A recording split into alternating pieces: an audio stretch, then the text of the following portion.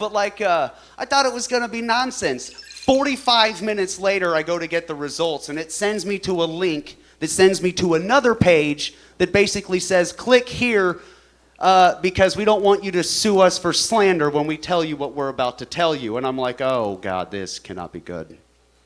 This is not good at all. So I'm like, okay.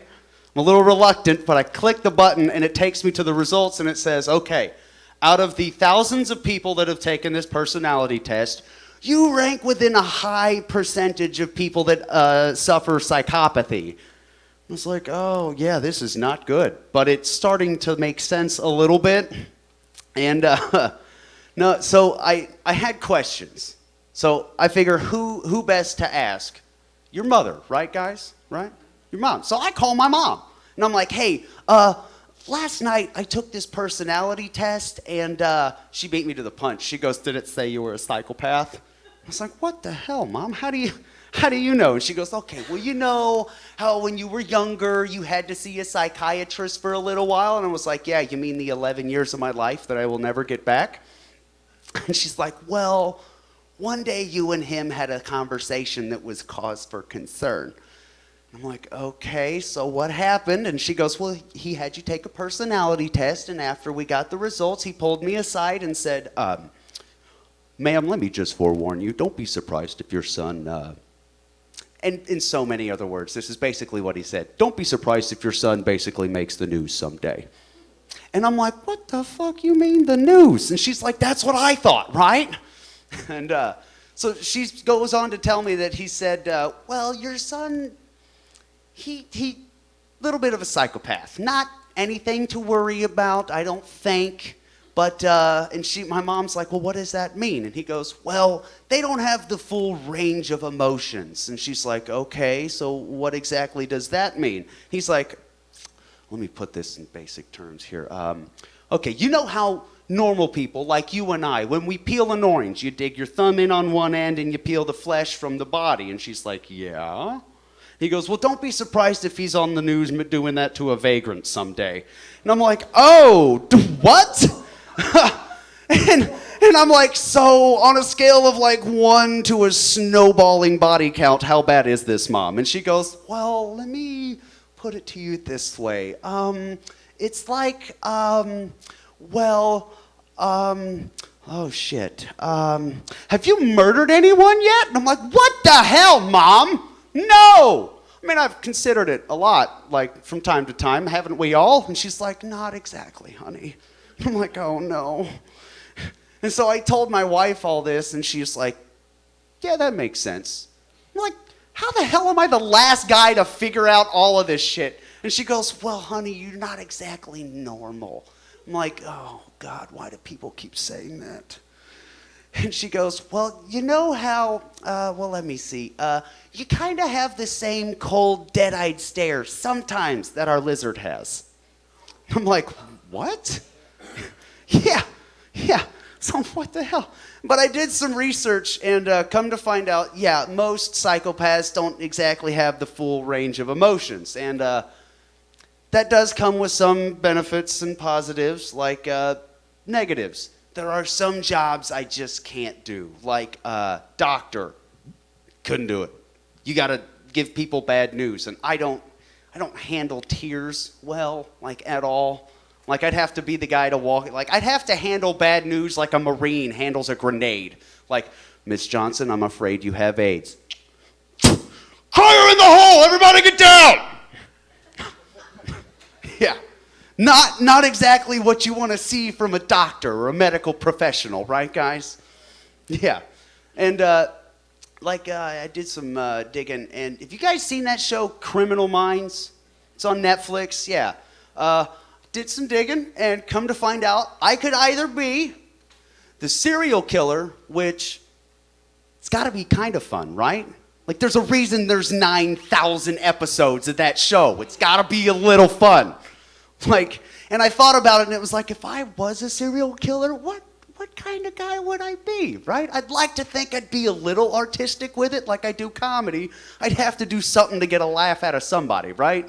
Like I'd start writing little goofy letters to the police, basically like the Zodiac, but without that fruity getup. But I found out I could be the FBI profiler, because who better to catch us than us, right, guys? And plus, I get to have like a badge and a gun. Like, that's kind of cool, right? Get to be the guy that walks in and pisses off the local cops. Like, I'm the one, I'm taking over this investigation. Now go handle the red tape with all the peons. And somebody get me some coffee. I'm wearing a suit and tie. I'm obviously very important. Swear to God.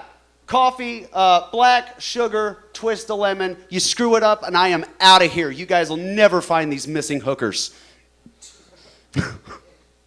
No, but then again, if I was the profiler, like, I would still have to deliver bad news. Like, apparently the Bayside Strangler had a mass grave and your daughter's remains were found amongst them. And are you really crying right now? You can't let me finish? God damn it. Are you crying because she's dead or because we found her in a cornfield? Because that was not flattering, believe me. Yeah, and on that, my wife wants to have kids, guys. Yeah, right? Like, really? Come on.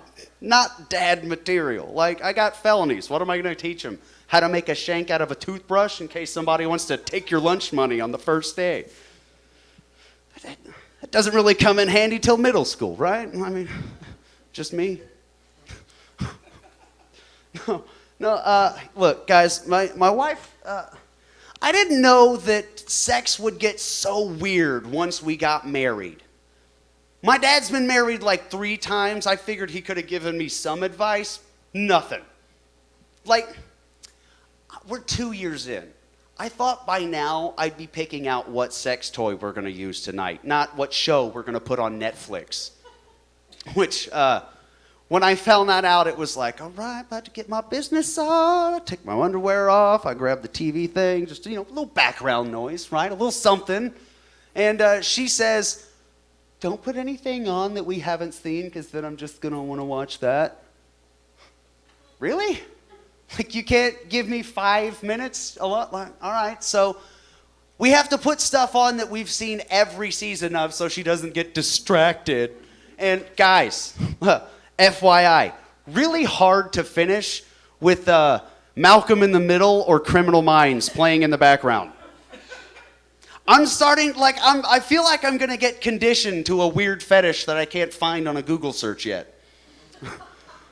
Like Malcolm in the Middle, there's like a bunch of seasons of that. Like, if we keep having that in the background, I'm afraid I'm not going to be able to do, finish unless I can find some like lower middle class suburban white family just struggling.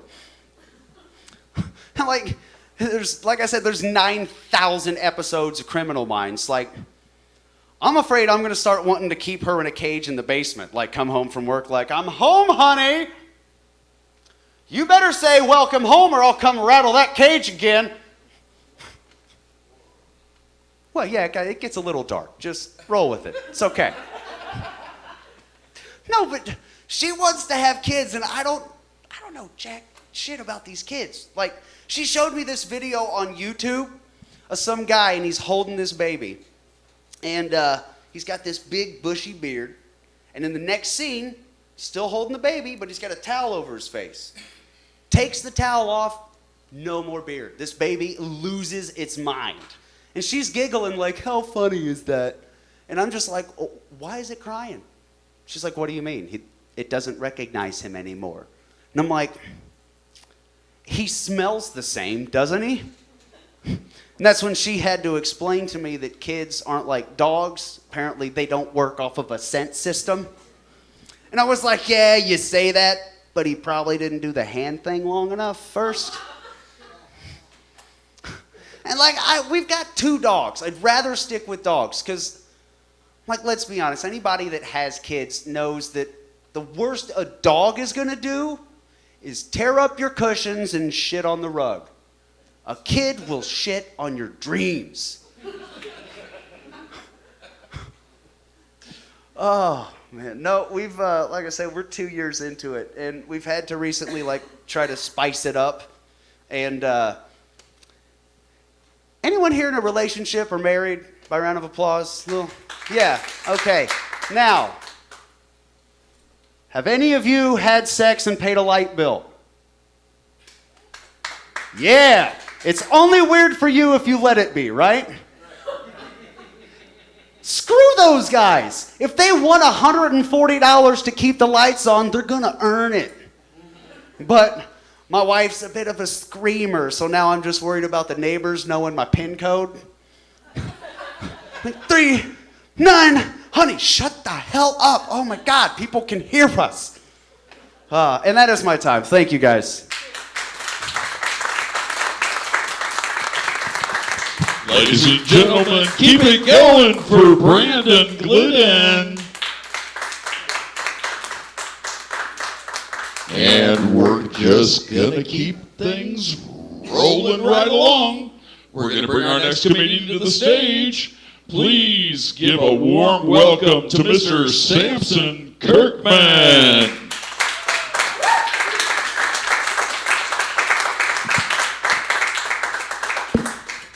How is everyone tonight? That's good. Good to be here. Let me tell you a little about myself. When I was a kid, I hated show and tell. I didn't have a lot to show, but I had a lot to tell. So I showed the class sign language that I learned at a raunchy bus stop. Some girls sit like this, and then some girls sit like this. But when girls sit like this, they get this like this. Why you a hoe, Miss Johnson? Got the class late that year, but we were never allowed to have show and tell ever again.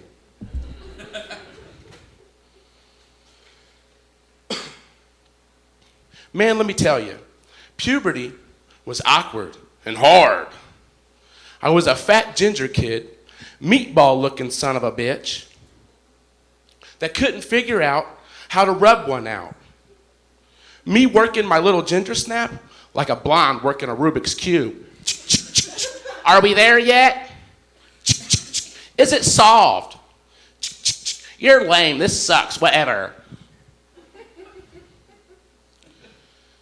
So I started having a strong fetish for decorative pillows. Oh my God, the fetish, you would never believe it. Knife edge, box edge, bolster, sham are just a few of my favorites. If I see any of these, I'm at a full attention. I'm like a Boy Scout ready to pitch that tent. I had to go to my grandmother's when I was in trouble. Granny had a guest room filled to the brim with knickknacks and quite a few of my favorite pillows. It was like a romantic dating scene. Light some candles, play some Barry Manilow, and let the fun begin. One weekend I was there, having a blast. I was seducing this untouched Virgin Mary pillow. Knife edge, if you must know. Granny woke up and just went into the room. Now, folks, you haven't hit lower than low until your grandmother catches you humping her nice decorative pillows. Oh my, what are you doing? Stop looking at me, Mamaw. I'm crocheting the hard way. Become a cotton picking fool. She had me all thrown off. I didn't know what to say next.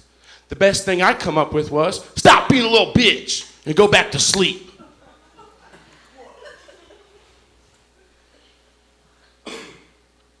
I had this friend, Sid, the only kid on the block with cable TV.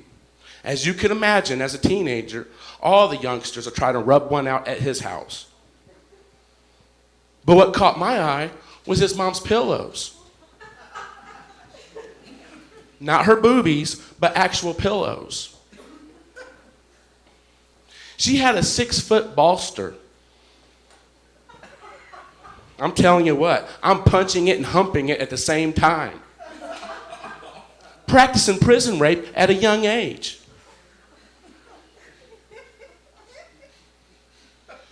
But the bad thing was, Sid talked in his sleep. So as I'm punching and humping this 6-foot bolster, out of nowhere, I want to ride the pony. As I'm punching it and humping it like it's a chunky bunky in cell block D. About 3 hours of this bullshit, I had enough. Looked over at him for the last time. Stop being a little bitch and go back to sleep.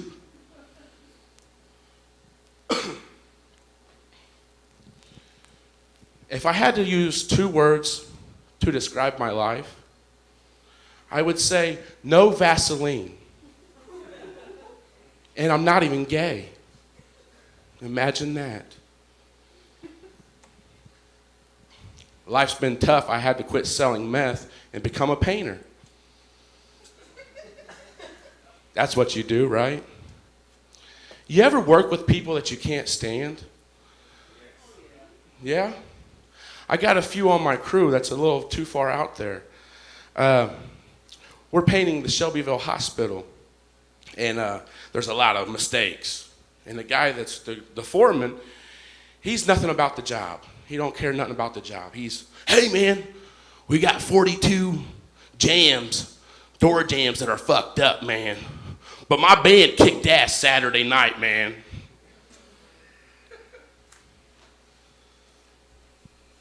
Let's see here. What else can I give you? Actually, that's all the time I have. I'm sorry. Thank you for your time. All right, let's keep it going for Samson Kirkman. All right, next we are going to welcome to the stage some fresh meat to the church. Ladies and gentlemen, please welcome Mr. Robert Sweaty Hands Day.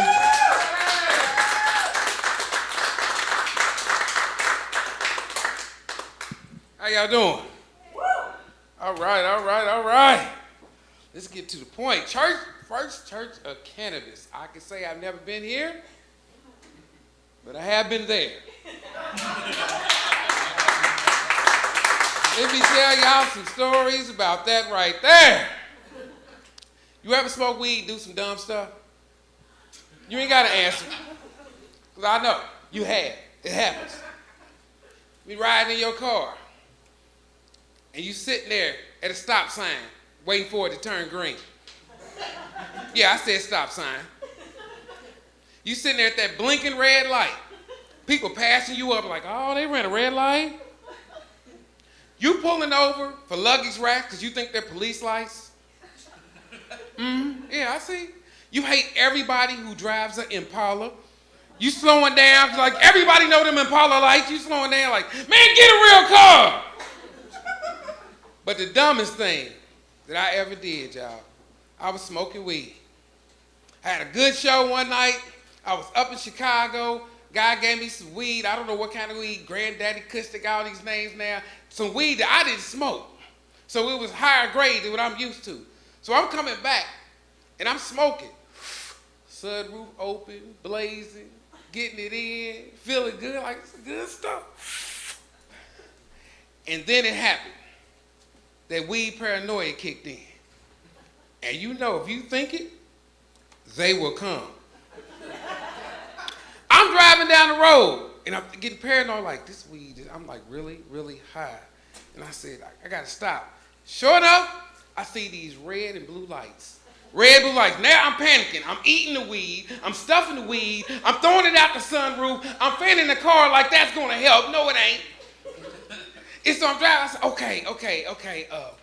He running my plates. He's running my plates. My plates is good. I got insurance. Now, y'all know, in weed time, it seemed like it's been a long time. It seemed like it been like 20 minutes. It probably was like 2 minutes. You know, so I'm driving, and I said, okay, he ain't put on his sirens or nothing. He just got his lights flashed. I said, well, here's what I'm going to do. I'm almost home. I'm not going to let him pull me over in front of my house, so I'm going to pull on over. Big mistake.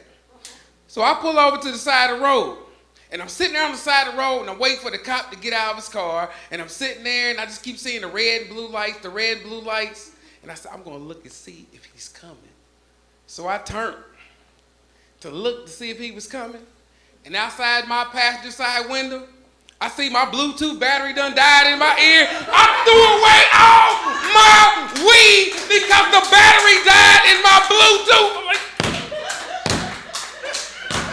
it was some good weed. It was a whole ounce. I threw it away because I was paranoid. Dumbest thing anybody, I'm telling you, do some dumb stuff.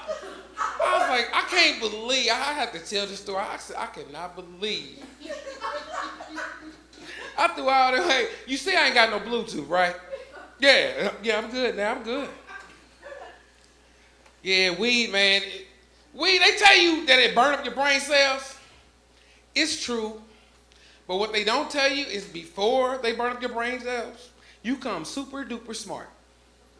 You can figure out everything in the world, solve all the problems. You just ain't gonna remember tomorrow. I'm telling you, you smoke weed, stuff changed right before your eyes. I was sitting there, me and my buddy was getting high one day. We smoking, and we laughing. You know, you get the giggling, you laugh at anything, paint drying, anything, you laughing. So we looking up at the moon. We like, look at the moon. It's round. And then my buddy, he's a white guy. Y'all full of information that white people have. I don't know at their disposal. So I'm up there laughing at the moon, and he said, you know the moon is 250,000 miles away from Earth? And now I'm high. I'm not tripping about the moon being 250,000 miles away from Earth. You know what I'm tripping on? Who got the tape measure and said, I'll be back? How the hell you at the 250,000 miles away? I said, that's too much. And y'all white people full of information that is useless, but it come up at certain times you need it. Like one day, I'm black, I'm late for stuff. I'm going into work, and I'm late. And it's my last day. If I'm late one more time, they're going to fire me. I got one more point. And I get there, and I clock in. 8:01, my boss is standing there. Hi, Robert. How you doing? 8:01. Your last point. What you want to tell me? Your mother died again?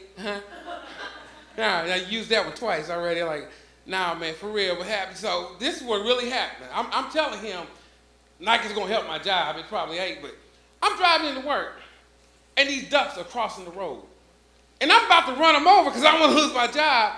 But I see that sign that say $500 fine if you run over the ducks, and I'm sitting there and I'm mad. I'm thinking, if you can fly, why the hell are you walking across the road?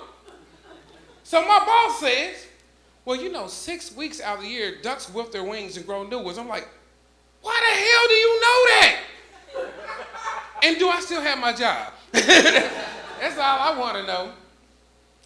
I'm telling you, anybody, you ever tried interracial dating? Anybody? I'm the only one? All right, I tried that. That's what I tell you, it don't work for everybody. I tried to date this Asian girl. Her name was Young Ho. You know, yeah, you know, so I'm kicking it with this young hoe, you know what I'm saying? She said, Robert, I said, what, young hoe? She said, what you want for dinner? I said, well, I know you can't cook no soul food. I'm gonna make it easy for you. Fry me some catfish. I looked down the plate. I seen the dead cat. I seen the dead fish. I said, I'm going back to my sisters. Nope. But I didn't learn a lesson. Had to date me a white girl. We couldn't get along. It had nothing to do with racism. Because she went to college and my ass didn't. So she want to go around spelling stuff out to me like I'm stupid. She's like, Robert, do you know I got my BA at IU? I said, Susie, do you know I got straight A's at Crispus Attucks High School? She said, well, I got my PhD from UCLA. I said, I got my GED from BET. She said, Robert, it only took me 5 years to get my master's. I said, Susie, it only took me 500 years to get rid of mine. I said, now you keep talking shit, I'm going to kick your ASS and you going to end up in the ER. We didn't have no more problems in relationship after that. We was cool. Then my boss asked me, he said, Robert, can I ask you something? I said, sure, Mr. White Man. I think I know everything. He said, why you black people always late? I said, because that's our thing. Everybody got their own thing. Mexicans can't drive. White people don't iron their jeans. Do y'all? Y'all don't. And black people gonna be late, but we late for a reason.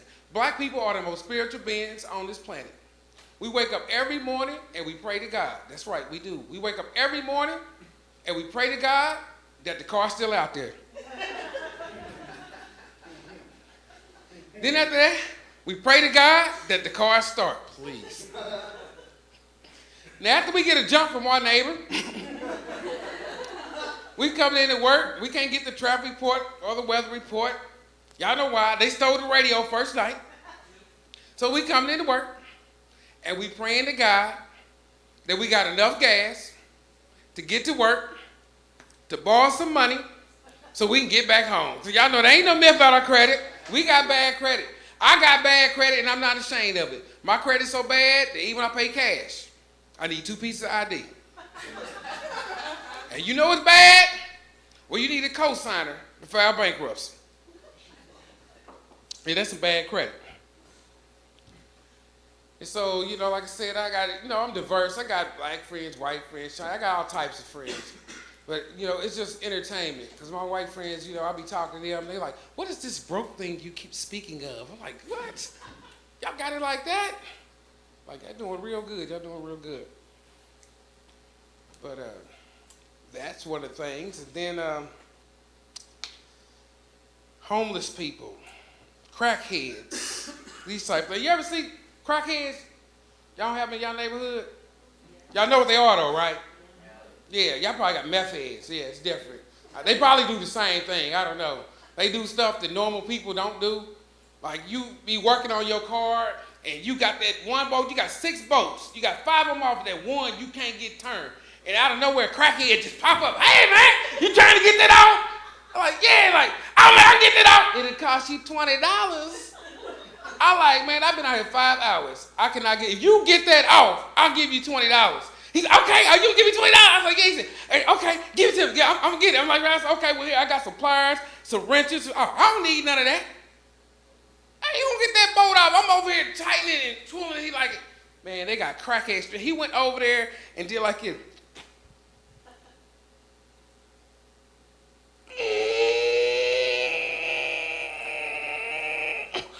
And got the boat out the car. And I gave him $20. I ain't seen him since, but I'm looking for him right now.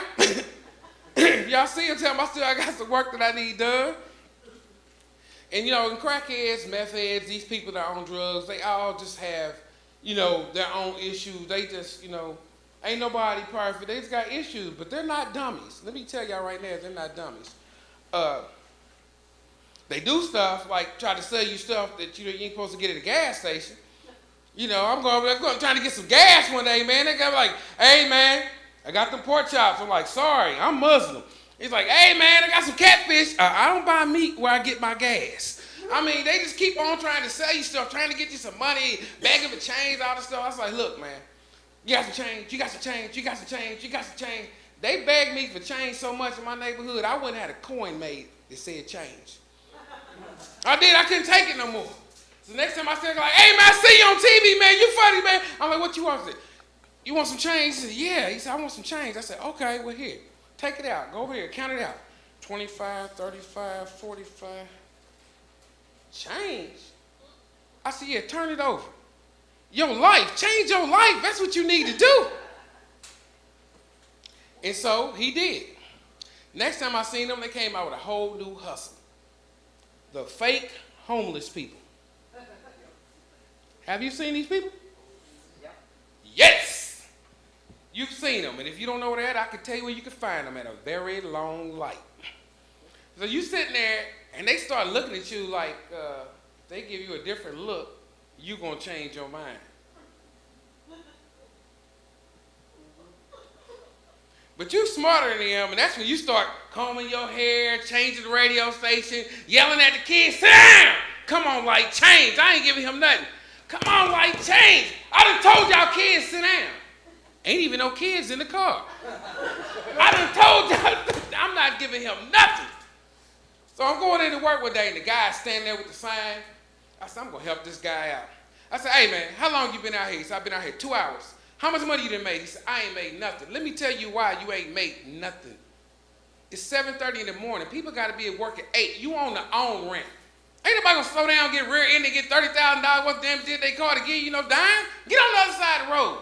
So now I go to work, do my 8-hour job, get off of work, pick my kids up from school, and I'm coming home. There he is, the sign. My daughter want to save the world with my money. Yes, she's a Democrat. And she said, Daddy, can we help him? I said, no, baby, we can't help him. She said, why, Daddy? I said, because it's fake. Daddy, how you know it's fake? I said, look at his sign. His sign is real clean. Either he just made that sign, or his sign is sleeping somewhere better than he's sleeping. He need to sleep where his sign's sleeping. I said, but don't worry, Daddy gonna teach him a lesson because he's the only one that got some problems and some issues. So he gonna learn today. So I made me some signs because I got issues too. Y'all got issues? Start writing them down and show them what your problems are. My child support, $300. Hey, y'all, look, it's a long light. He don't want to look at my sign, I don't want to look at his. My car payment, $400 every month. Your bike don't take no gas. Car insurance, help me out, bro.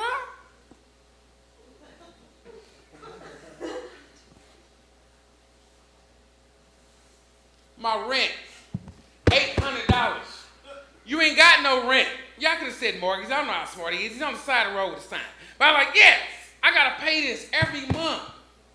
I'm obligated. You ain't obligated. You ain't even breaking the lease. You can move anytime you want to. You're not going to have no problems moving. Just go. And last but not least, I made this sign right here. For white people, this sign does not go good in the hood. They know nothing about this. Black people ignore this. This will confuse you. This is strictly for white people. Bam. That's right. That is the vet bill. So I had to explain to black people this. This is not AMVET. This is not Vietnam vet. This ain't no war vet. This is when you take your dog to the doctor. And black people don't take their dog to the doctor because black people dog don't even get dog food. They know we eating chicken, the dog eating the bones. We eat macaroni and cheese, the dog eating macaroni and cheese. We eat sweet potatoes, the dog eats sweet potatoes. We got diabetes, the dog got diabetes. We ain't got health care, the dog ain't got health care. But not white people, dog. Y'all dogs got Facebook, Instagram, Twitter. I'm sitting at home, I'm like, why does cat keep on requesting me? I don't know no damn cats. Yeah, I'm deleting that. I ain't accepting that right there. That's not gonna go good. And I'm at the age now. I just turned 50. Yes, thank you. Yeah. Stuff is different now at 50. You see things through a different light. I want to let all the ladies out here know that I am a cheater. I ain't talking about like in a relationship. Like I'm talking like I will pop one of them blue pills on your ass. Yes. And ladies, don't act like y'all don't know, because y'all know y'all done came, men that came to the room. And they, look at the women laughing. Yeah, hold on a minute. Turn your leg this way. Why you got someone else? Lay on your back. Hold on. Put your leg back like that.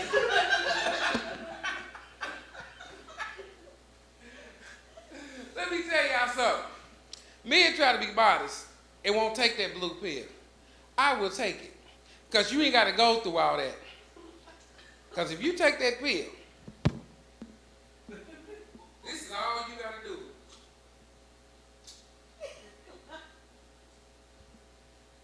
You sit there, you could be sitting there watching MASH, Dawn Dish Washing Liquid commercial.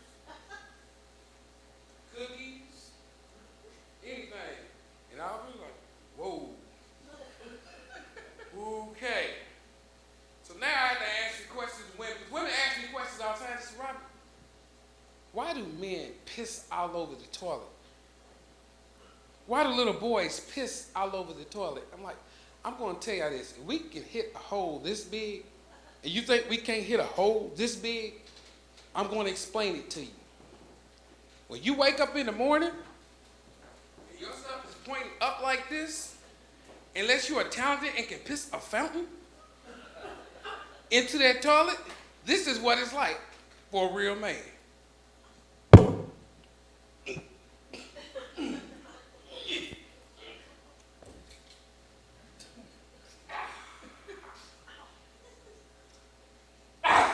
And you might get a little bit on the toilet, but that's what we're going through. That's why we got a little pig on the toilet. That's why right there. So, y'all know what the commercial tells you. If you take that Viagra pill, if your stuff stays hard for 4 hours, call the doctor. Not me. My stuff stay hard for 4 hours, I'm calling every chick I know. I'm like, oh yeah, this is a good night for Menage a Trois. Yeah, we can do some stuff. Anything you want to do. Come on with it, come on with it. Like my man was saying earlier about side chicks. Women get mad when you got a side chick. Hardest show that I ever had to do was in front of my girlfriend, my ex-girlfriend, my wife, my ex-wife, and my fiance. They was all at the show. I'm like, oh my God, this is not good. This is not good. Oh my God, I'm just serious. I'm just serious. But yeah, this show is hard to do. Cool, yeah, I like that. That's a nice little light that's blinking. Lost my train of thought, but you know, it's happy when you smoke weed. You ever smoke weed and forget something? You ever smoke weed and realize something? You ever have you ever smoked weed and just seen something change like right in front of your face? I'm asking y'all, for real. They home, they sitting there waving at the computer. Yeah, I see it. Yeah. I know this is the whole, yeah, I'm doing it right now. But I'm gonna tell you, here's what happens. You smoke weed, you can listen to something for years and years and years, never detect nothing. But you smoke weed, it jumps out like, it comes out like this. I'm like, I didn't know. And I'm about to prove it to you right now. What we gonna do? We gonna sing a song. Y'all gonna sing it with me, ain't y'all? Yep. Everybody sung this song. Black people, white people, little kids, Mexicans, everybody, whoever it is, everybody sing this song. I know y'all know this song. We're gonna sing 3 verses of this song. Y'all gonna sing it with me, right? Y'all gonna sing it with me, right? Okay. Y'all ready? Don't leave me hanging. First Church of Cannabis. Y'all better not leave me hanging. We supposed to be in here together. Y'all ready? All right, it goes like this. This old man, he played. We gonna do it again. We'll be up here all night. Y'all ready? I'll treat y'all like we in school. Y'all ready? This old man, he played knick-knack on my thumb with a knick-knack, paddywhack, give a dog a bone. This old man came rolling home. This old man, he played knick-knack on my with a knick-knack, paddywhack, give a dog a bone. This old man came rolling home. Last verse. This old man, he played knick-knack on my with a knick-knack, paddywhack, give a dog a bone. This old man came rolling home. What in the hell is a knick-knack? How small is it you can play it on somebody's thumb, somebody's shoe, and somebody's knee? Why are these kids playing with this old ass man anyway? I said, until I smoked, I'm like, that is different right there. I gotta put this stuff down, man. I'm telling you, how you doing stuff you ain't got no business doing. Y'all remember that TV show, The Lone Ranger? Yeah, smoke some weed and watch that. Yeah, smoke some weed and watch that. You be sitting there smoking weed.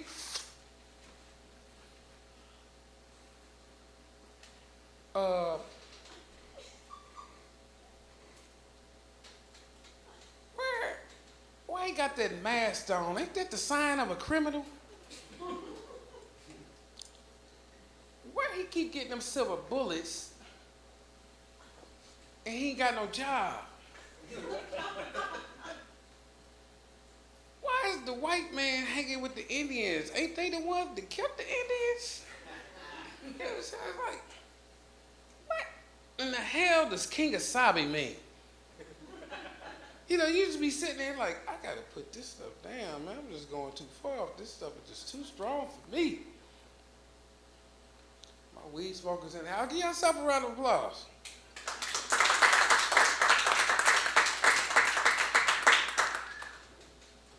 Gotta say before I get out of here, some stuff that's different. Any married people in the house? It's normally when you ask any married people in the house, they be clapping like they ashamed and stuff like, yeah. It is. You ever read Facebook and you be reading the post and all the married people want to be single and all the single people want to be married? And I'm like, if you could just get on the grass ain't green on the other side. You come over here to the married world and have to pay all these bills and listen to all that stuff all the time. You're like, I'm going right back over there.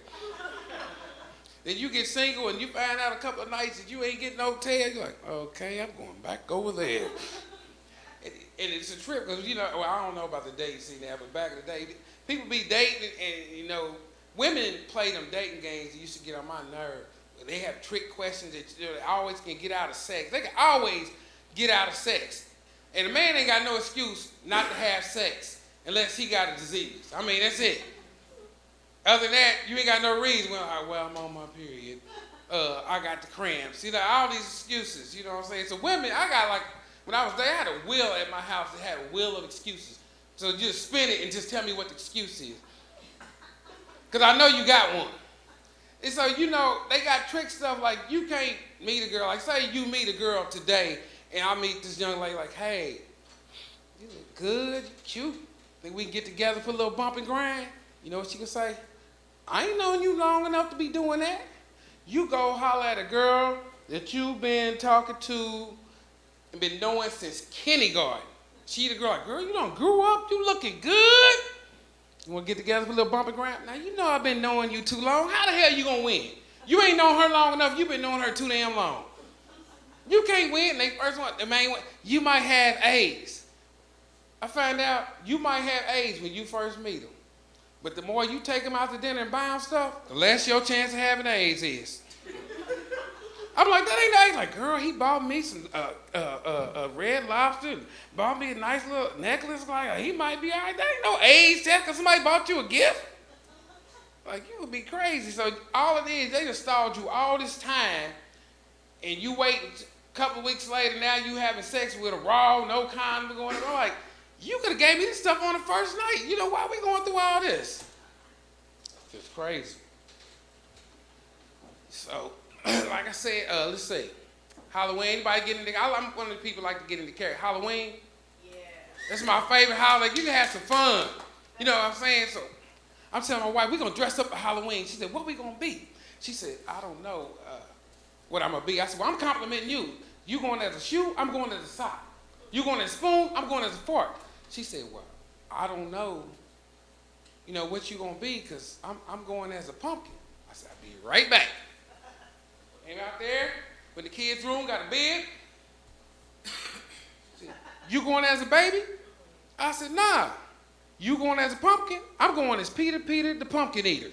I told you, I'm complimenting you. Oh man, I did a show a few weeks ago with some dykes, gays, lesbians, whatever their name is. Got nothing against that because I like to eat pussy too. But they was in their mailbag saying, we don't need no man. We don't need no man. I said, oh, I can't wait to get this microphone. They was telling all these jokes. I was like, do you know that a woman's favorite vegetable is a cucumber? I said, why? Because a cucumber is always hard. A cucumber is always over 6 inches. And the cucumber won't ask me, am I the best? I said, well, you know that a man's favorite fruit is a peach. Which is why I said, because a peach is plump like an apple, but it's shaped like a pear. It got split down the middle, and it's covered with hair. I ain't never sucked on no dry peach. And ain't no peach ever asked me, Robert, who was that girl in your car last night? Peach ain't never said that to me. So, I'm gonna wrap it up with this.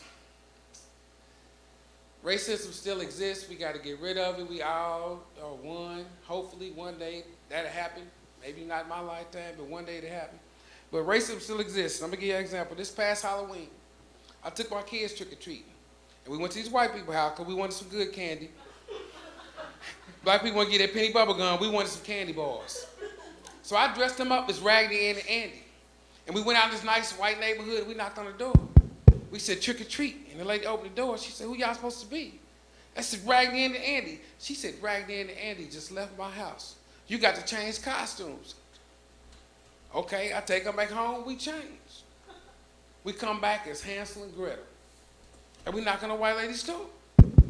Trick or treat. She said, who you supposed to be? I said, Hansel and Gretel. She said, Hansel and Gretel just left my house. You got to change costume. I said, boy, this witch about to piss me off. So I take them back home one more time, and we change. And this time, I leave them naked. So we knocked on the white lady's door. Trick or treat. She said, who y'all supposed to be now? Adam and Eve? I said, nah, witch, a Hershey bar. One with nuts and one without. Now give us the candy. I ain't got time to be playing with y'all. My name is Robert Sweaty Hands Day. Thank y'all. Keep that applause going for Sweaty Hands, Mr. Robert Day.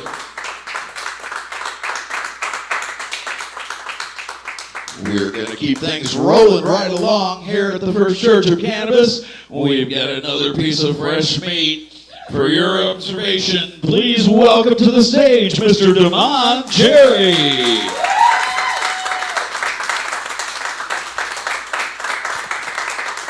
What's up, what's up, what's up? Give it up for all the other comedians y'all seen tonight doing their thing. Let's give a big shout out to the First Church of Cannabis, which let me know that somewhere there's a second Church of Cannabis. And also for the folks out there on the internet, Indiana Talks Radio, give it up for them for tuning in, checking us out tonight. I was amazed when I came here. I was like, First Church of Cannabis, but what can I say about the First Church of Cannabis? I got to thinking about actual church. Like, who would be the pastor? Snoop Dogg? Like, you know, you go to your regular church, they take up tithes, they take 10%. I would hate to give up 10% of my weed, you know what I'm saying? And I used to smoke, man. I used to be a big smoker, man, but I ain't smoked in 2 years. Give it up for a brother. Give it up for a brother. Where the hell was this church at when I was smoking?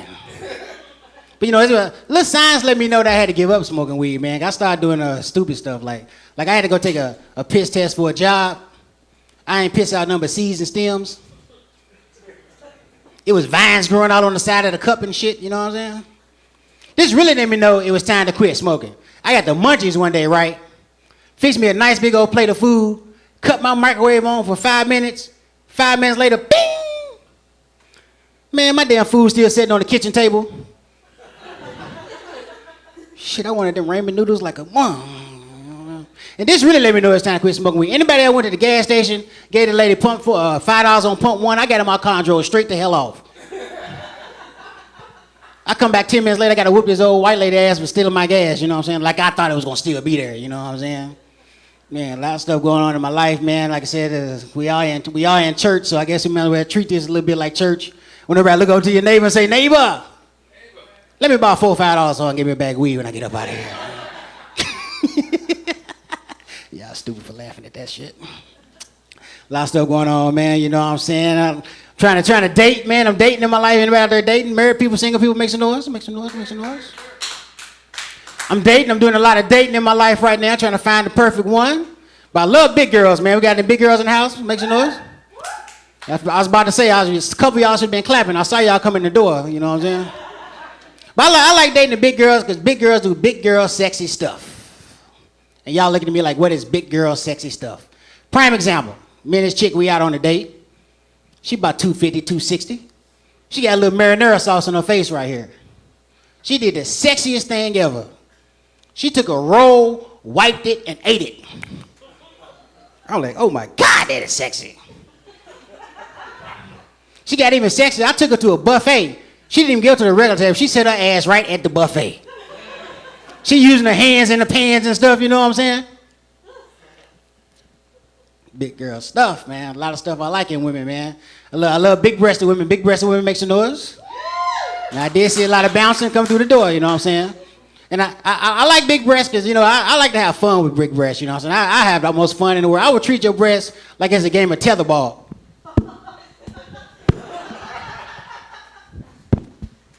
I don't care, man. I love ladies with long nipples. I would treat your nipples like it's an exercise rope at the gym. I'd be turning double dutch with your nipples.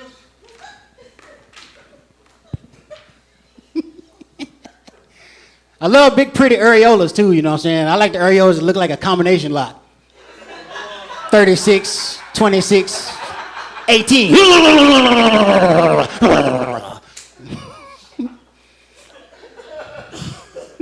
I guess it's safe to say that I'm a breast man, right? I love it, man. Ladies got tattoos out there? Everybody got tattoos out there, ladies? Ladies? Tattoos is cool, you know what I'm saying, when you're young. But you start getting older, getting up in age, and your body start changing. Them tattoos look a little different. Like prime example, this chick I went to high school with, right? She had a little Mickey Mouse right here. Nice little tattoo. But now she's like 43 with stretch marks. It looked like Mickey Mouse in jail. Like, help me, Pluto, I'm stuck on this woman's titty, Pluto. Help me. And I don't understand why dark-skinned people get tattoos, man. I haven't figured that one out yet, man. Was dating this one dark-skinned chick. Nice tattoos on her body, but they always in chalk. The glow-in-the-dark kind. She done put Thug Life on her neck. Her kids done put a hopscotch board on her back, you know what I'm saying? Crazy out here, man. What the hell, y'all got the heat on up here? TCH? Shit. Yeah. And I'm a cheap date too, ladies. Let me ask y'all a question, ladies. Am I cheap if I tip with coupons? You gave me 5% off the meal, I figure I give you 20% off at Macy's, you know what I'm saying? That's the type of tipper I am. I mean, I'm so cheap, ladies, I would take your ass to a vending machine. Go on, get that A1, girl, get that A1. Oh, you kind of sexy, get that B3. Damn, you fine, get that pastry on that F1 down there, you know? All right. Let me get rid of this elephant in the room. Ladies, let me ask you a question. Does the size matter? Well, y'all answered that pretty damn quick. I mean, it ain't like I got no problems because I use a Magnum. Not a Magnum condom, a Magnum 357. Lie to me, girl, say it's big. Tell me it's big. And by round of applause, ladies, how many of y'all getting pleased by your man? Fellas, you pleasing your ladies out there? Some small claps out there. But I'm going to tell you right now, fellas, if you're not pleasing your woman, ladies, if you're not getting pleased by your man, I'm about to give you a tip that will help you reach orgasmic bliss every time. It works every time, trust me. It's better than Viagra, Cialis, Levitra. It's the best thing on the market. Let me hit it. I will make you the man around your damn house, you know what I'm saying? That's what's going on, man. Where are my people on social media? Everybody on social media out there? Facebook, Snapchat, Instagram. Social media took over, man, but I knew it was a crazy thing when my grandmama got on Facebook. My grandma, 85 years old, she just got on Facebook. And she be posting 85-year-old stuff. Like, ooh, baby, the pins is on sale, 2 packs for $5. She didn't even put regular pictures. She put pictures of her getting dialysis on there.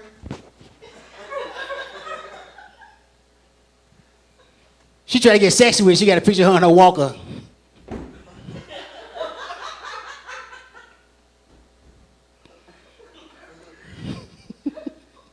And let me tell you the craziest thing I hate about social media. Now, my mama died about 3 years ago. And if somebody can help me, please help me with this information tonight. Because she still got a Facebook page, and I can't get rid of it. But people still be typing stuff on her page like she's still here. Like, ooh, baby, we sure miss you at the barbecue. Happy birthday. Boy, don't y'all know I wish I could get in that account and type back? You see my mama picture in the corner. Bing. Oh, don't be talking too bad. They talking about you. You'll be here next week. You'll be at the barbecue here in heaven. Man, the craziest thing about social media is people getting bullied on social media, man. What the hell is up with that? Y'all remember back in the day when the bully, you had to face your bully face to face? You had to whoop your bully ass if he took your money. The game done changed so much now, you got to pay your bully with PayPal. You know what I'm saying? And kids be tripping like, I'm going to kill myself. I can't get rid of this bully. I can't get rid of this bully. We had to beat our bully up, but nowadays, just cut the damn computer off. No more bully, you know what I'm saying? We end that problem like that. And Rob was up here talking about homeless people, man. Technology is crazy. Technology taking over everything. I seen a homeless dude the other day. He didn't have like a regular sign, cardboard, or that little bitty corner of the cardboard. This brother had an iPad sign. Said, I will work for food. I go in the damn convenience store. He done got so technical on my ass. He done swiped. Vietnam vet. I go back in. He changed the game again. He got 4 or 5 other people, homeless family.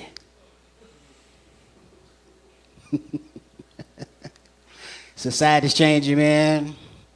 Black folks, we finally got something to be proud of. You know what I'm saying? They about to put a Harriet Tubman on a $20 bill. Give it up for that.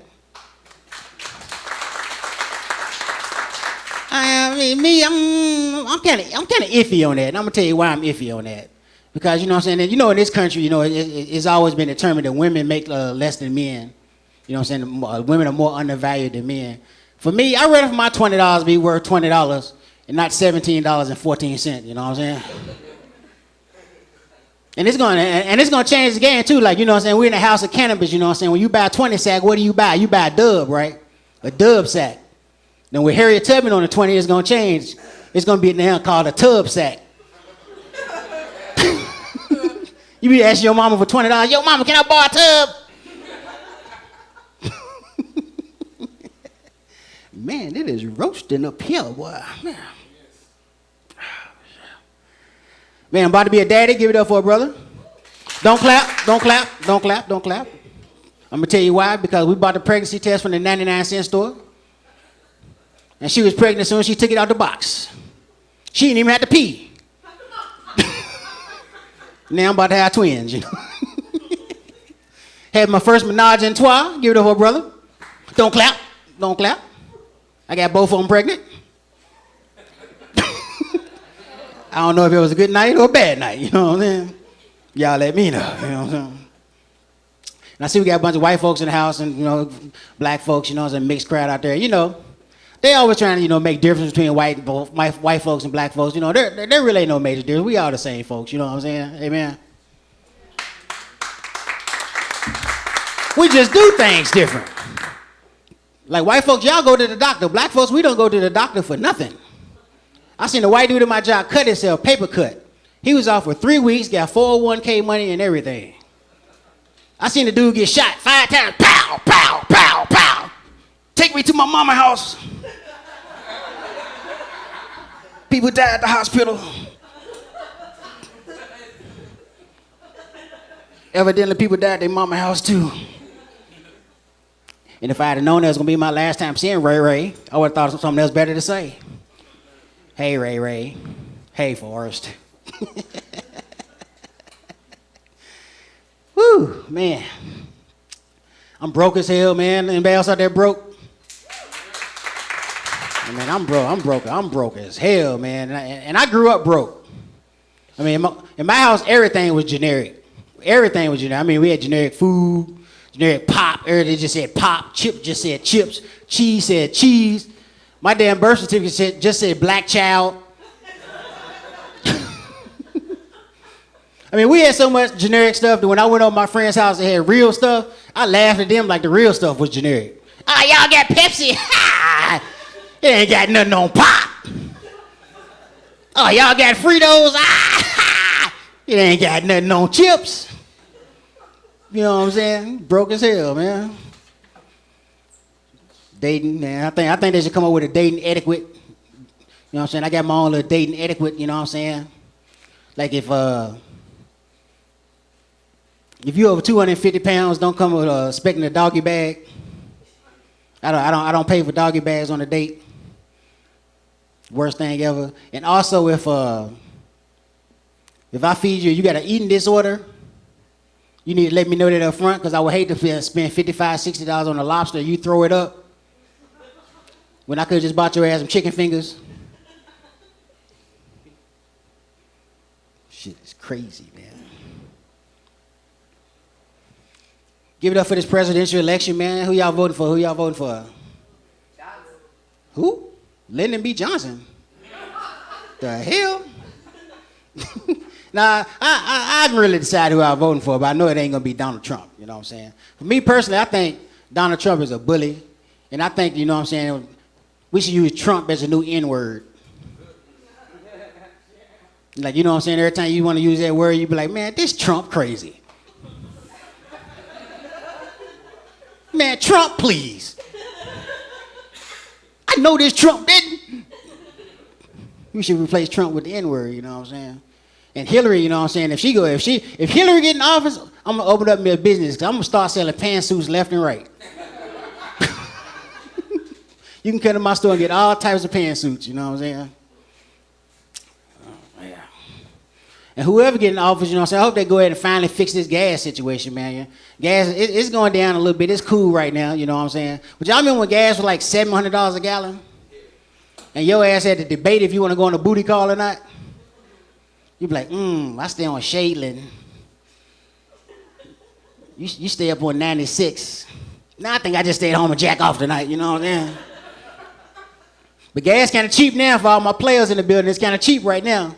You can ride anywhere now, man, because I'm telling you, when it was high, I would rather fuck an ugly girl in my complex than a fine bitch across town, you know what I'm saying? Man. Like I said, this is the first church of Camden's, man. So, you know what I'm saying, we might as well treat this like church, you know what I'm saying? Because I love going to my church, man. About round of applause, how many people go to church out there? Damn, I'm the only person here to go to church? Damn. But I like going to my church because my pastor, he don't preach from the regular Bible, like the King James Version or the Living Bible or the New Standard. This brother going to preach from the new hip-hop version of the Bible. He going to take his text on Sunday, he talking about now if you got your bizzles, would you turn to the book of Jenizzle?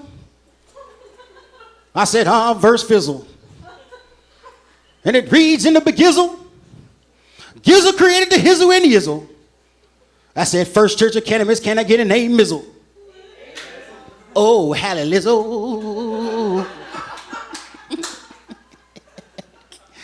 Love my church, man. I like going to my church, man. I like the ushers at my church, man. You know what I'm saying? I like getting involved in ministry. I like the ushers at my church, man, because I think ushers should get a referee whistle and call it everything they see going on in the church, because they the first people to see everything going on, right? I think they should get a referee whistle. Like, y'all ever seen somebody getting their blessing blocked? Blocking. Count the blessing and one. Like, some people get their praise on, don't know when to shut it down. Illegal procedure. Next Sunday, you got to set half the distance to the altar. And some of y'all women become the church, y'all blessings hanging all out. Double dribble. It's crazy, man. Like, I like going to church with white folks, man. Love going to church with my white friends. Because my white friends, when I go to church with them, they get straight to the point. Church started at 10 o'clock, 10:35, they gone out the door. They at hometown buffet eating breakfast and everything. But not at my church. My church, you get there at 8:30 Sunday morning, you don't leave at 5:30 Friday evening. You done lost your job and everything messing with pastor. You praying for a new job now. Heavenly Father, I need a new job messing with pastor. I just found out that I can speak in tongues, man. Just found that out. And I'm going to tell y'all how I found out. I was at church a couple weeks ago, and the pastor was like, turn to your neighbor. Turn to your other neighbor. But my neighbor over here, her breath was so bad, I immediately started speaking in tongues. Oh, hubba bubba bubba gum. Should I use a breath mint? Hubba bubba bubba gum. Just found that out now, you know what I'm saying? Y'all ever seen somebody get their praise on too long in church? Like, I got a cousin that's in a wheelchair. And it was bringing a friend to church one Sunday, right? And you know what I'm saying? He just got caught up in his praise. Worst thing I've ever seen, man. The pastor was like, turn to your neighbor. Turn to your other neighbor. Clap your hands. Stand to your feet.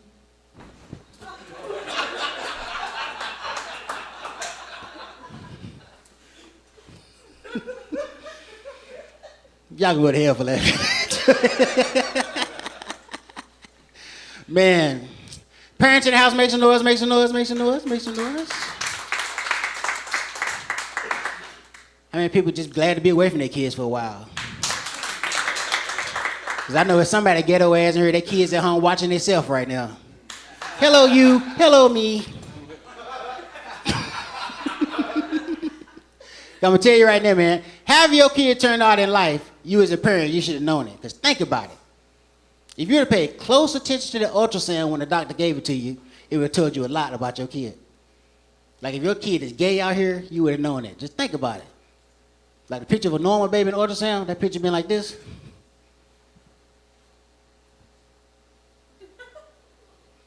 If your kid was gay, that ultrasound would been a little different, that picture been like this.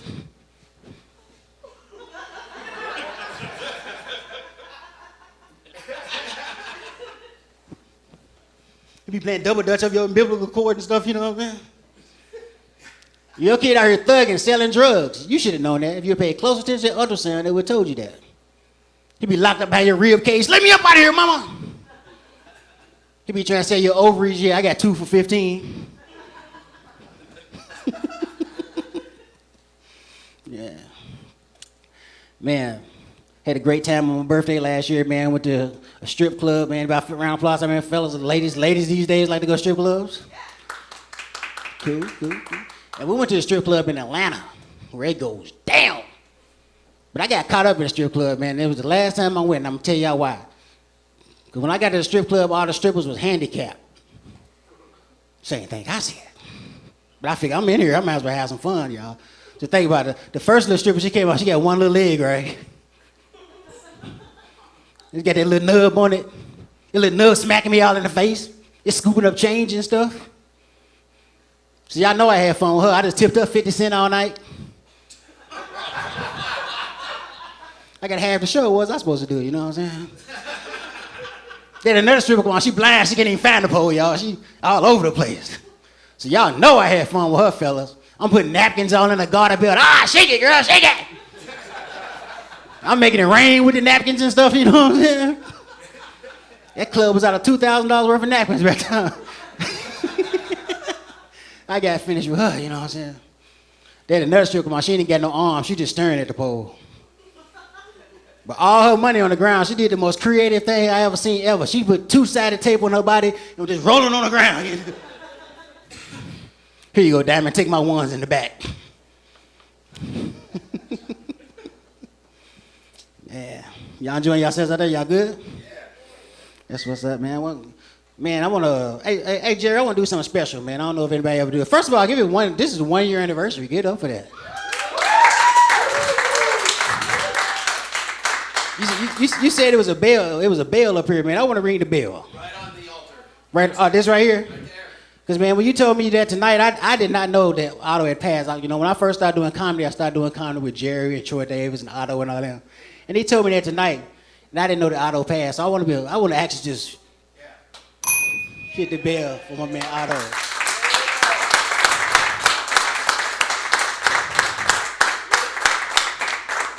But man, like you know, life is short, man. You gotta do what you gonna do because you never know what's gonna go on, man. You know, it's crazy, man. I really don't even know where to go after that. But you know, besides, I was so high one time, man, and I knew I was high 'cause I went to a funeral.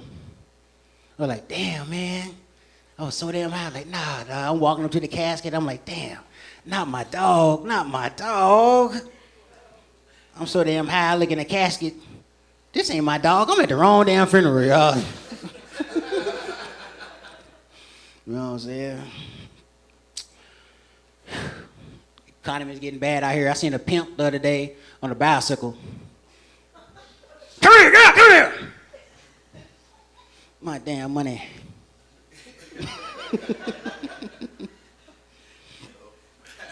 Man, a lot of stuff going on, man. It's crazy out here. I'm gonna tell you right now, Jerry, before I go any further, I can't see way back there, so I don't know what the time looking like. 7 hours. Oh, okay. Got some time to have some fun then, okay. Like I said, I love going to church, man. I love visiting different churches. I like going to different churches, man. I went to church a few weeks ago, Because when I'm out on the road doing comedy, I like to visit the church. I went to church a couple weeks ago in Detroit. Big old nice church, packed, 500, 600 people. Big old church. The pastor would ask for all the visitors to stand up. The whole damn church stood up. I'm like, damn, you too, First Lady? This your first Sunday here? Where the hell they do that at? Went to one church, you know what I'm saying? It was great. It was a great service, awesome service. The pastor, he had lost his voice smoking, so he preached through that voice box. I would like for everybody in the church to reach deep down in your pockets and give me 10% of what you got. Is God good? I said, is God good? Yeah. All the time. Yeah. And all the time. Yeah. God is good. Yeah. Yeah. Yeah. Yeah. Then he got to stuttering with.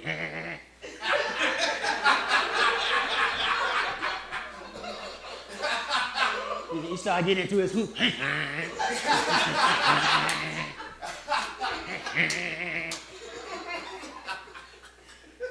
The door of the church is open. Man. A lot of stuff going on, man. The world's getting crazy out here. Everybody talking about homosexuality, being gay, man. You know what I'm saying? I'm cool with everybody, man. Give it up for that, man. You know what I'm saying? Just be yourself, be you. Cause I got a cousin that came up missing a few years ago. You know what I'm saying? He's bisexual. You know, he like men and women. In my family, we had the hardest time trying to decide what we was gonna do. To, you know, try to look for him. So they wanted to do flyers. I'm like, yeah, flyers is cool. But you know, me being a comic, I came up with a crazy ass idea. I'm like, why don't we just put this picture on a half and half milk box? Y'all think about that when y'all catch up when you get home tonight. A lot of stuff going on, man. I'm trying to lose weight, man. Anybody else out there in my situation? I went to the damn gym, and the physical trainer told me that I need to work on my obliques. I'm like, my obliques? That sounds like a 70s singing group. Yeah. As y'all can see, I ain't lost no damn weight. But, you know, I like to look at my weight in biblical terms, you know what I'm saying? That this is my increase. This is my season, you know? You know what I'm saying? But we gonna work that thing out, you know what I'm saying? Man. Went to one church, man, they was baptizing on Sunday, and but the pastor he stuttered. You know, so he got to baptizing people, drowning people left and right.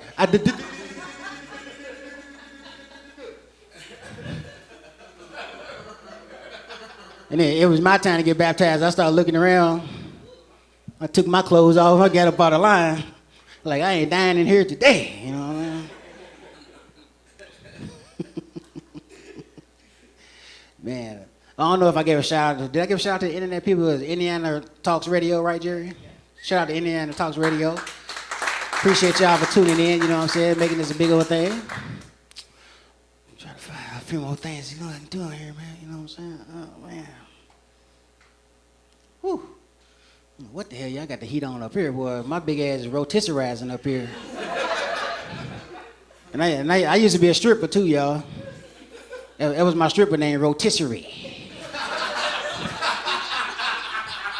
Like a big old piece of glazed meat, you know what I'm saying? And the women, they didn't even throw money in me. They was throwing spices on me for prick eye.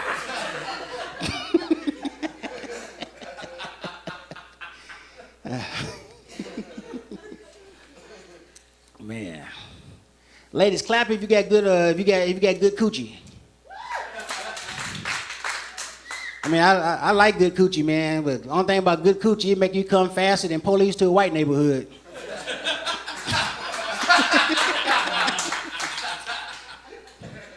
So I'm all about the ladies with the bad coochie. Where you at?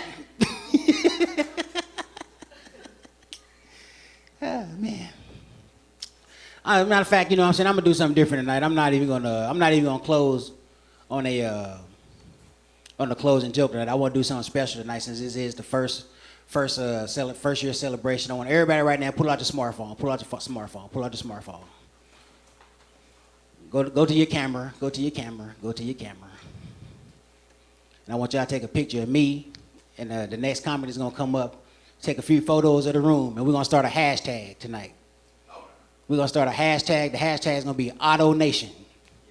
Because, you know, all of us are not friends in here. We can find each other on social media. Thank you for taking that picture.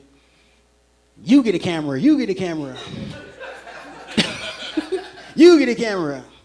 And we're gonna try to, you know what I'm saying? I may not never see y'all again, but I want to make sure I friend y'all tonight. Hashtag Auto Nation. And also hashtag First Church of Cannabis. Let's do it like that, too. You get a camera. And I'm going to leave y'all on this, you know what I'm saying? Because I like to treat comedy like it's my job. You know, when you go to your job, when it's time to go, you don't crack no jokes or leave or nothing. You just clock the hell out. Click, click. My name is Damon M. Cherry. Y'all make sure y'all follow me on all the social media. Damon M. Cherry on everything. And I'll follow you back. Appreciate the opportunity, Jerry. Thank you.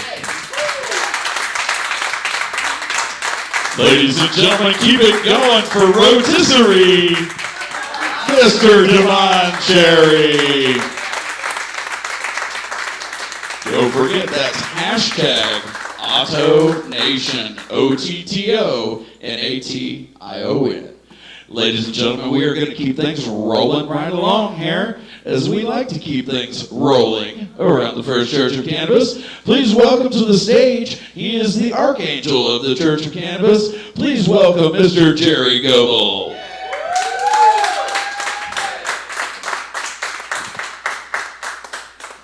I'd like to give a shout out to our evil announcer.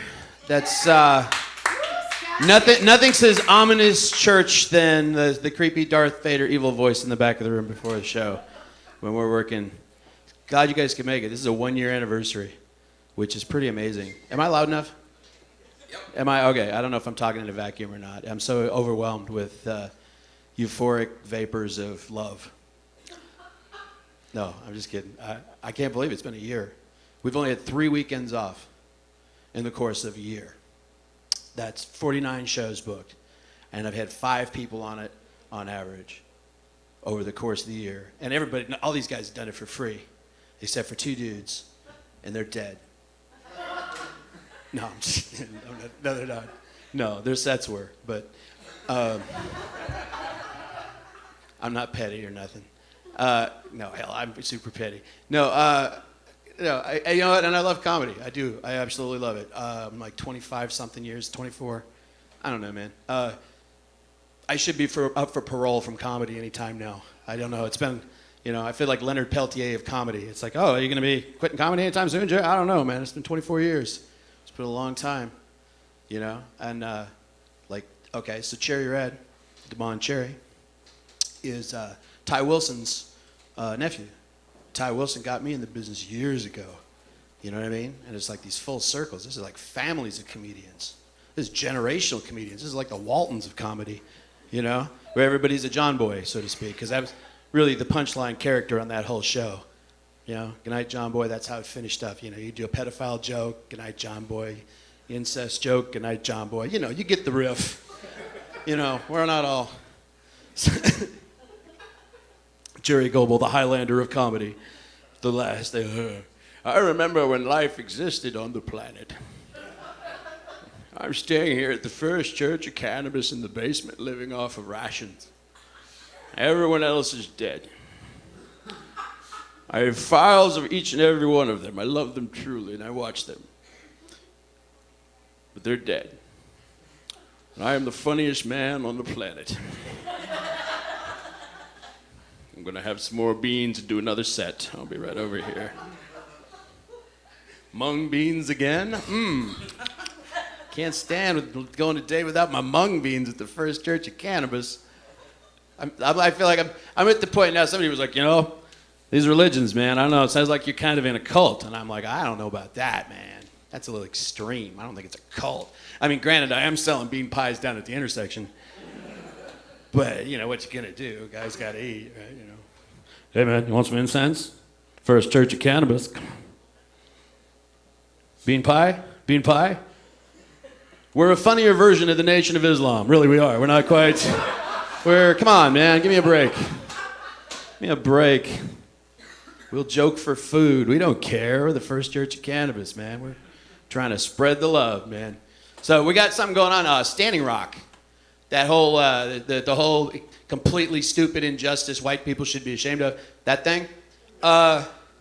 They're going to have like a drive for food and, consumable foods and jackets and blankets and shit, because we're going to caravan a bunch of stuff up there. High on the Hill is going to be doing a drop-off point for the cannabis. So I don't know if you know what's going on up at Standing Rock, but that's pretty fucked up.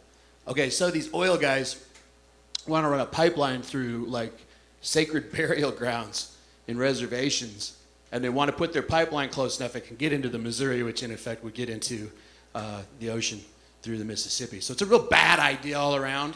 It's a shortcut. It's like Blazing Saddles for retarded people. Really, it's what it is.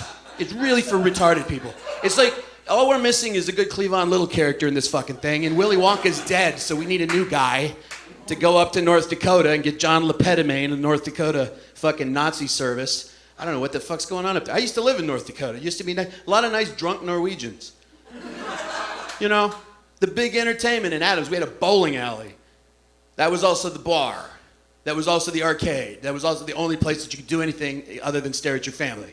So it was, you know what I mean? There was you got a very kind of, now they're calling out police dogs and shit. Security services are attacking protesters with their dogs, which I think is stupid as fuck in this day and age.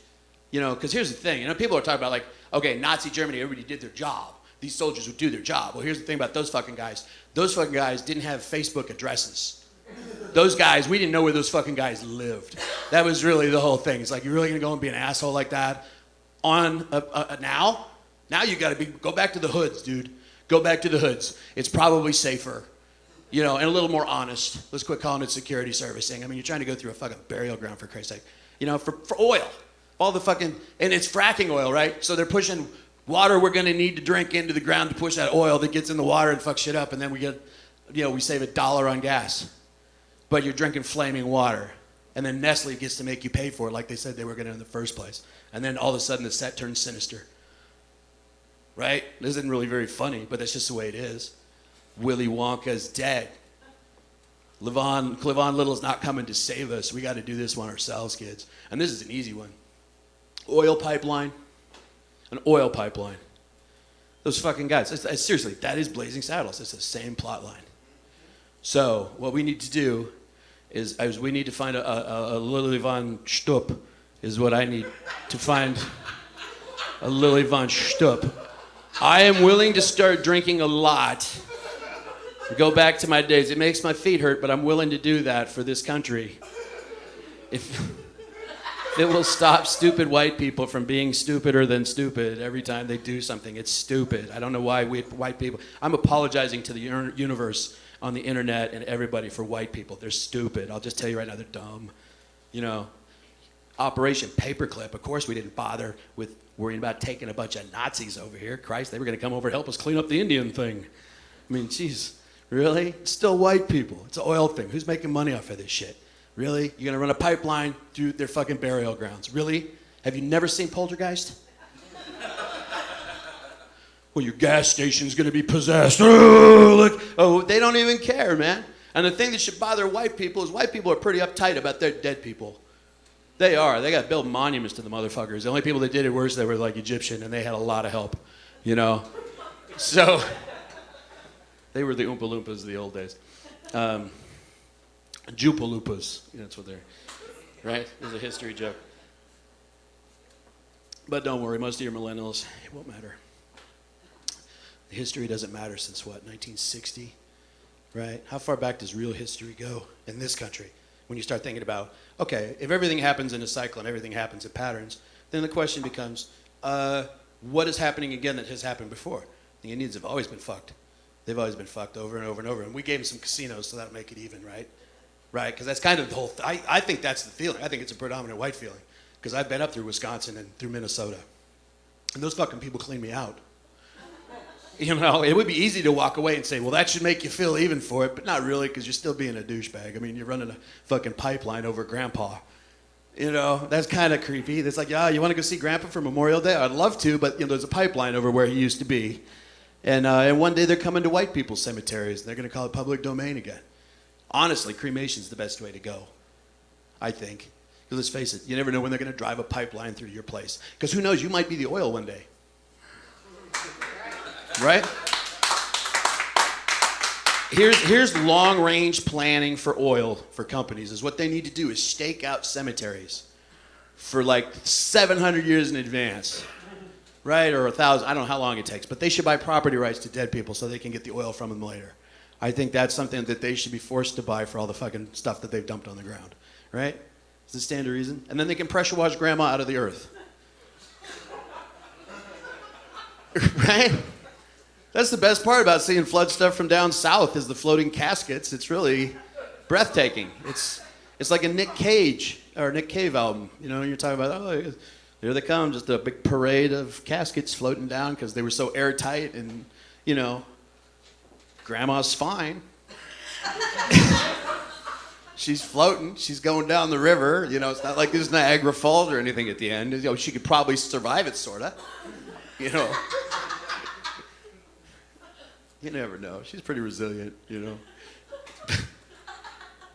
Well, if she was alive when we buried her, it's airtight. She should be fine. Yeah, no problem. Send her over the falls. Yeah. So, death. There we go with the death thing again. 1 year anniversary, I'm talking death. Isn't that great? Isn't that funny? Anniversaries, weddings, funerals, they're all the same, right? I'm 24 years into it. This is another year of anniversary of something I probably shouldn't be paying attention to. But we've been doing a year here at the Grinder, and it's been intense, man. It's been an intense year. We went live streaming, and when we finally got it perfected, it was in January. We really got it where we were taping it in April. But we've been grinding, man. It's really been a grinder. I can't wait to do the new shows. It's going to be great. I think the burlesque thing is going to be problematic. I don't know. The neighbors are already still hating us. I mean, you know, they won't eat the zucchini banana bread because it was made by the devil. You know, Satan's zucchini bread, because Satan. Just you know, fuck you. Just fuck you. I hope you get cancer. I do. I just do. Because I know cancer is cured by cannabis, so you have to come to our side by force. So.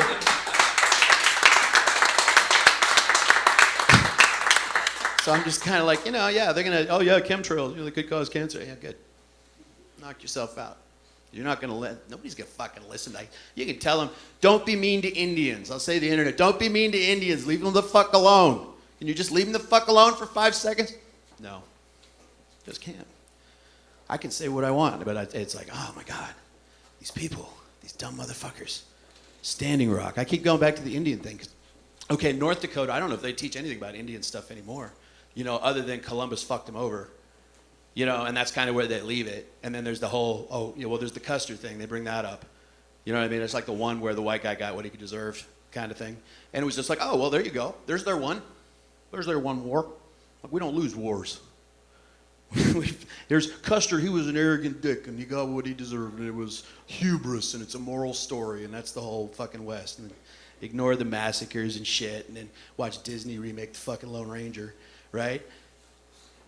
Disney, the Nazi sympathizing Jew hater, doing a movie about how the Indians were perceived. I mean, good Lord, dude. Song of the South 2 is what you should just call it. Let's just cut to the chase, man. Fucking crazy. It's like, you know, that's why I always thought Frontierland, they should just change the name to make it more accurate. They should call it Manifest Destiny Land. That's what they should do. And they should hand out smallpox blankets to all the kids as they come in. And they can take them home and share them with their friends. And bring them back later, or I don't know, hand them off to somebody else. Pretend it's Goodwill, whatever. Heck, Goodwill's a biological storage area if you've ever seen one. If you want to have a biological weapon go off, put it in a Goodwill. Blanket section. See, that's just disturbing because that's a great idea, isn't it? I'm a dungeon master. I come up with all sorts of great ideas like that. You kidding me? You want a suicide master scenario? Here's a movie for you. I call it Burning Man the Shootout. And basically what it is, you got a bitch of overprivileged dipshits doing drugs in the desert with no weapons. You see where I'm going with this? And then somebody shows up with weapons. That's the movie. That's pretty much it. And you'll be like, oh my God. Narcissistic. You know, that's the thing I've noticed. I know maybe I don't know if this is just a white guy thing. I notice a lot more, because I know more white people. Let's face it, I've been raised with them. I don't like most of them. In my family, kind of douchebags. It's hard, no, it's okay. Because the thing is, it's like, douchebag behavior doesn't make them less of your family, it just makes them douchebag behavior. You can still love them, they're just douchebags. You know, attitude's wrong. I got a sister that likes black people but hates Mexicans. I'm like, I don't even get that. How do you pick, just something about Mexicans. I'm like, you've never been to Mexico.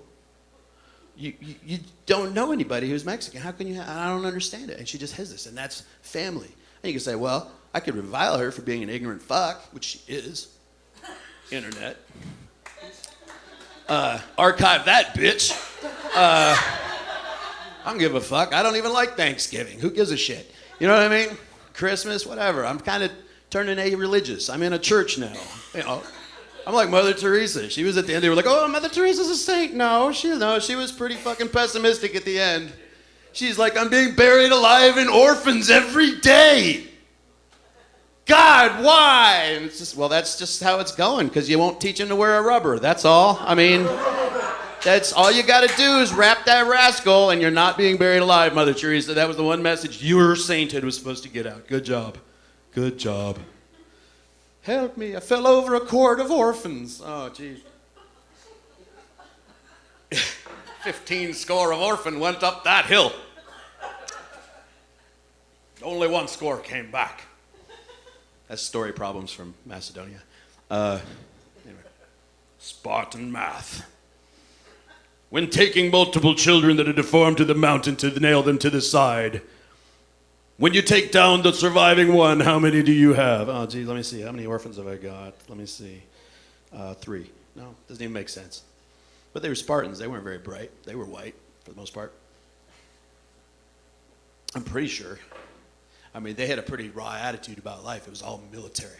Straight up fight, fight, fight, fight, fight, fight, fight. Fight or die. Very admirable tradition, one would say, when defending your shit. The problem becomes, what happens when you get all the shit? And that's still your attitude about stuff. Fight, fight, fight, fight, fight. We're in a day and age where we're smart enough now, we shouldn't be having wars. I don't get it. I don't get it. How could you possibly justify 90% of the shit's going on? And you start saying it's all really about money, you know, connections, blah, blah, blah. And lizard people are ruling us from the, I gotta throw the lizard people in there, otherwise they'll kill me. That's really why I do it. That and Lenny Bruce versus the United States. That's the other thing I drop a lot so I don't get sued. That's the other thing, because Mike Pence sucks cock. Lenny Bruce versus United States. So, it's a free ball rant. I just decided to take a cheap shot. Because they're doing depositions with Mike Pence soon. That's going to be fun. That's going to be a lot of fun. Because he's going to have to answer a question, and he can't be like Hillary Clinton right now. You know, not answering any real questions, kind of dodging. See, it's all screwy, man. I don't trust any of the shit's going on right now. You know, it's not even a question of being paranoid anymore. It used to be you were a paranoid dude who believed a lot of weird things, and you were an internet guy, and you were one of those lone gunman type guys until you start seeing the real evidence and go, oh, there was something to it. Oh, bad, definitely bad. Definitely bad. Can't unsee what I've seen. Gonna have to rat. I'm a narc. There were 3 gunmen. Yeah, I know. Yeah, whatever, man. And then it's like those same assholes are still alive and they're still doing shit. That's the thing. It's like, and they're not connecting dots on it. And it's just a bunch of fucking organized assholes doing the same shit over and over again. Like, I don't know, man. I never thought the election was anything but a fix. I thought Bernie was a breakout character, but he was really just a guy changing a platform. It's like, whatever. Disappointed, but whatever. You gave me hope. But then I realized I'm in Indiana. And you don't have a lot of hope in Indiana because you're still talking 2 years out on marijuana at the very least. Ohio's pretty close. We were talking about that earlier. They're very, very, very close. You know, and when you talk about you're behind Ohio, come on, man. Ohio, really? I mean, Indiana sucks that word. I mean, that's not to say Ohio's bad, but I mean, like when you start talking about like conservative, Ohio is much more conservative state than Indiana. I've always thought. But then I'm just in the Indianapolis circle where all the gay people huddle up. You know, maybe I'm mistaking the liberalism of these corn-fed motherfuckers. I don't know. Were you always this stupid, or is this genetic? I don't know. I just, you know, it's the cure for cancer. You take stuff that say side effects are hallucinations, kidney failure, liver failure, death, with a straight face. And be like, oh, that's great. But our sponsor tonight's Eli Lilly. Oh, we don't want to say nothing bad about Eli Lilly because they got money. And they bought the politicians that won't let you get the marijuana to get the RSOs. You know. And now we're back to the, hey, amen. I don't mean to preach. I just, you know, it's the problem is I start making these connections and stuff. And honestly, the hypocrisy of it all is just, it really goes, okay, so here's the thing. The title of this show is Malia and the Choom Gang Blues. Okay? Obama's daughter smoking weed. Is that wrong? No. I think it's great. He's pissed. But any dad is going to be pissed when they've got a double standard set up. Mr. Choom Gang, which is what he was in Hawaii. That was what they call their gang, the Choom Gang. That's what they call weed, the Choom Gang. He was legendary in the Choom Gang set. Old Barry was pretty fucking much a player.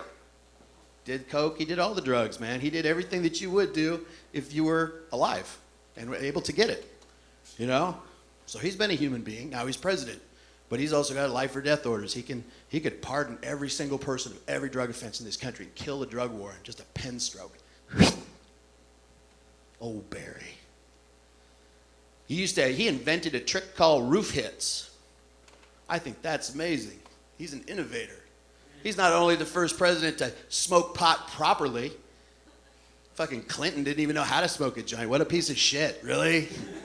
Really? White people, what is it? Huh? God, well, I didn't even know how to breathe it in. Well, you certainly don't know how to use a cigar either. We proved that. So, it's not even a question. The problem is when it comes to smoking anything, Bill Clinton's just retarded, you know?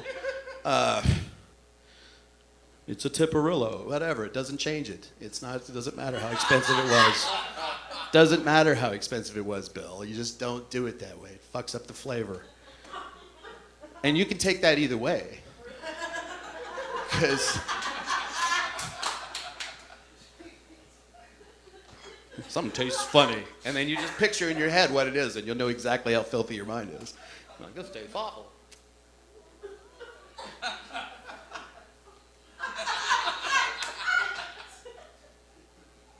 Is that a hair or a leaf? What is it? Where is it?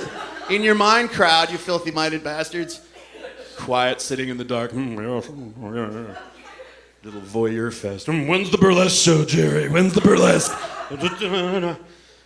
You know, the Bill Levin, Zorba the Greek dance at the end of the night. We'll have that going on. It'll be Bill stripping it and proving the legendary reputation.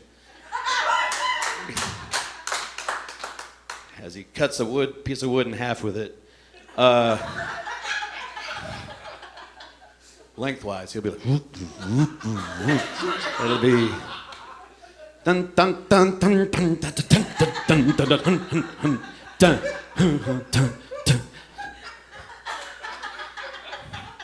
Well, you know he can do it because he's an ordained minister, right? That's why. It's part of the secret ceremony of Canitarians is buffing wood. Wax on, very good. We got it going here. The universal mind. Everybody will be doing comedy at the end of the night. That's the way it goes. We're still live on the radio, so we're going until it's done. They say, Jerry, why don't you quit? I'll say, 7 minutes, baby. So, 7 more minutes, suffer. Jerry, you're a big star now. No, I've got many hostages at the compound. We're having a great show tonight at the compound. Everybody has their bean pies and their Kool-Aid. We're gonna call some people home after Bill's dance. Dun, dun, dun, dun, dun. Yo, what's crazy is he actually floated the idea of releasing his porn tape. Believe that or not. Intrigued. Not sure I want to edit that.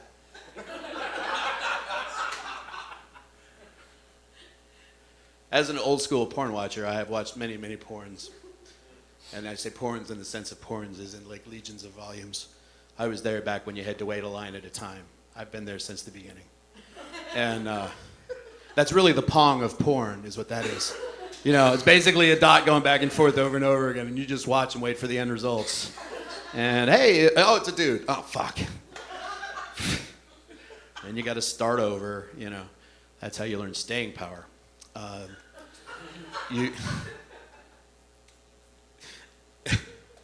This is an informative show, isn't it? Jerry, what have you talked about this last year in review? Well, let's see. Hillary Clinton is the Antichrist. Weed cures cancer. And I know more ways to jerk off than ever before. I have mastered it, verbally and physically. I can verbally masturbate all night. That's why I can do another 7 minutes, because it's really just a question of stamina. It is. You just go, how many verbs deep am I in this motherfucker? And you go, oh yeah, oh yeah. Talk about the Choom Gang. Oh, the Choom Gang. Barry and the Roof Hits. We never talked about the Roof Hits. The innovator, the president, Barry Obama. Which he sounds like a cool Irish guy, too.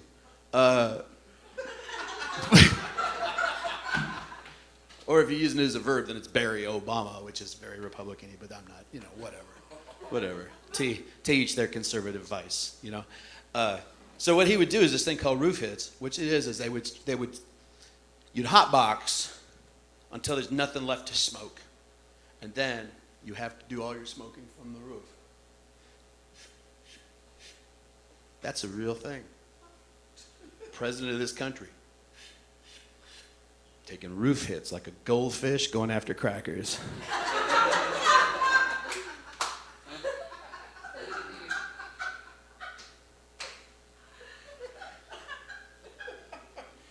Roof hits. I remember the summer, Barry, when you discovered the roof hits, and marijuana smoking had never been the same since. Everybody thinks I'm kissing ghosts. Really into Ghostbusters. Roof hits. What are you going to tell your daughter when you know that story is floating out there about you? You go, where did you learn to do roof hits, honey? Malia, where did you learn to do roof hits? I learned it from you, Dad. The President of the United States. That's got to be awkward. That's got. What are you gonna ground her? Shit. Good luck. She's half her mom. That's the beautiful thing about children when you start to really see it. They're half you. Usually the parts you don't care for. You know what I mean? It's that annoying shit that you kind of like. You go, you know, I've been getting away with murder for years on this particular racket, and now it's being used on me. And I'll tell you what, if I was someone else, I wouldn't appreciate it. Not that I'm not going to do it anymore, but I mean, I would, you know. So she's got Michelle. Michelle's fierce. If I had to put those two in a fight, I'd say Michelle by a long shot. I'd say it would be a third round, Obama on the floor. Sorry. I'm sorry, Barry. You're skinny, raily, wiry motherfucker. You might be able to stay in for a couple rounds, but Michelle will take you. She has been eating healthy. And you're still smoking cigarettes, buddy, pretending like you're not. We know how it's going. And he's smoking weed in the White House. I mean, that's cool. I don't care. That's why he's relaxed when he goes golfing. You know? That's what you do when you go golfing, right? I mean, you don't drink, you're smoking weed. He's President of the United States. Smoke as much weed as you want. I want a guy in the office that's a little mellow. I do, man. That's fucking, he's 6 inches from the fucking button. Whatever nuclear reserves we've got, he can still get to. How fucking mad would you have to be if you were stoned to blow the world up? You know, it'd take you a lot to be like, oh man, I could kill all those motherfuckers. I could be like, oh, but you know, puppies. I would miss puppies, man. That would be the worst. Horrible, horrible thing to kill all those puppies. I better save the world. Oh, thank God. Thank God I'm a better human being because I smoke weed. Heaven forbid I didn't smoke weed and started wars in Libya and Syria. Oh, I wonder who doesn't smoke weed that wants wars in Libya and Syria. Hillary Clinton. Who? Gee, did that come out right? Sorry. I just hate that broad. I just hate her. It's not because she's a woman. It's because she's just evil. She's a sociopath. She's a perfect example of what this country, what's wrong with this country.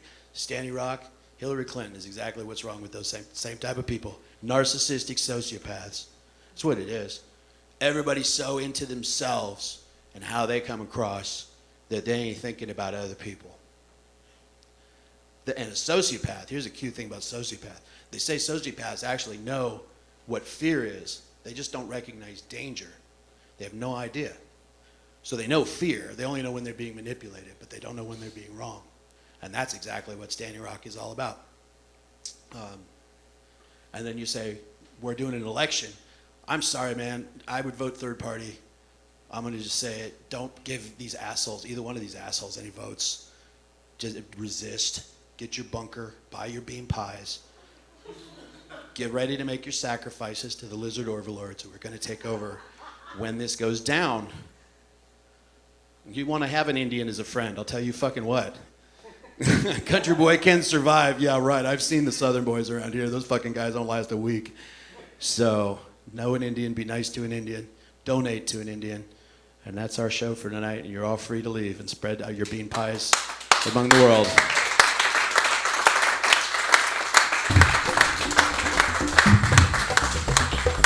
We are off the air. Thank you, guys.